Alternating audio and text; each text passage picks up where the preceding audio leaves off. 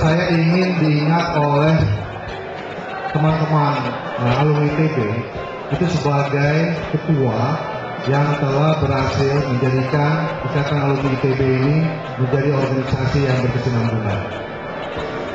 Jadi 4 tahun ke depan, Ikatan Alumni ITB itu akan punya sumber dana sendiri.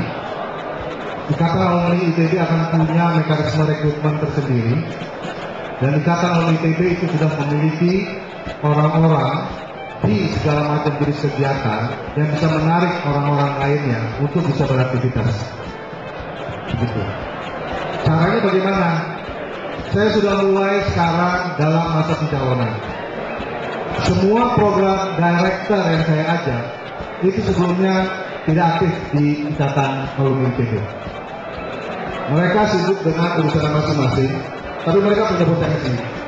Jadi sepanjang kepengurusan saya nanti, saya akan ajak semua orang yang mungkin masih belum berminat, tapi saya lihat punya potensi untuk masuk ke kepengurusan Ikatan Alumni ITB. Di segala jenis kegiatan, mulai dari kegiatan serius sampai kegiatan yang bersenang-senang. Ada yang suka band, ada yang suka naik sepeda, ada yang suka main bola. Itu semua kegiatan diintegrasikan ke dalam kegiatan Ikatan Alumni ITB. Nah, itu juga jawaban saya terhadap 4L tadi. Lu lagi. Kalau kita sebagai pengurus hanya menunggu siapa yang mau aktif, ya kejadianlah 4L. Tapi kalau kita sebagai pengurus aktif mencari, mendekati teman-teman yang tadinya tidak mau aktif, kita berikan salurannya, saya pikir 4 tahun adalah waktu yang cukup supaya Ikatan Alumni ITB itu bisa lebih ramai dari sekarang. Terima kasih.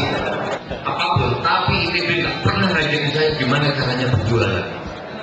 Padahal inti sekarang adalah caranya menjual. Nah, bisa kan nggak sampean kalau kepilih ada gunanya untuk anggot bisa menjual ide. Nah itu pertanyaan saya, yang konkret saja. Terus ya saya kira itu. Nah, tapi kalau bisa kami sudah bicara dengan kafe, tempat makan, toko-toko, itu bisa dapat diskon. Nah, syukur-syukur habis itu kalau mau bayar iuran tetap silakan, karena uangnya akan kita pakai untuk alumni ITB juga. Kemudian untuk soal tadi menjual, itu memang problem anak ITB. Nah itu juga yang kami bicarakan dengan SDW ITB, dan kami sudah sepakat bahwa yang akan dilakukan nanti dengan Ikatan Alumni ITB itu adalah akan ada studium generale reguler langsung ke mahasiswa. Jadi karena yang paling penting adalah semasa mereka masih jadi mahasiswa itu sudah mengetahui konsep-konsep menjual itu seperti apa.